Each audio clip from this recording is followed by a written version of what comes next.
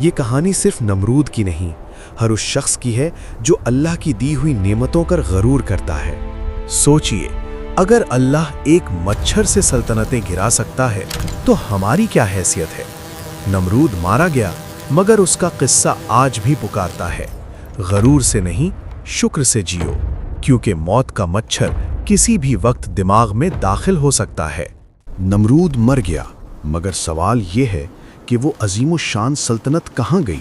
آج عراق کی تپتی ہوئی ریت کے نیچے دبے ہوئے وہ کھنڈر گواہی دیتے ہیں کہ یہاں کبھی دنیا کا سب سے اونچا مینار کھڑا تھا۔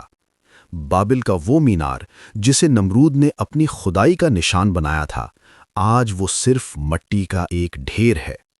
تاریخ دان کہتے ہیں کہ جب اللہ کا عذاب آیا تو نہ صرف نمرود مارا گیا، بلکہ اس کی پوری تہذیب کو ایسی بکھرا دیا گیا کہ لوگ ایک دوسرے کی زبان تک بھول گئے۔ تمہاری زبان اچانک مجھے پرائی کیوں لگ رہی ہے؟ میں تمہیں سمجھ نہیں پا رہا۔ یہیں سے دنیا میں مختلف زبانوں، لینگویجز کا آغاز ہوا۔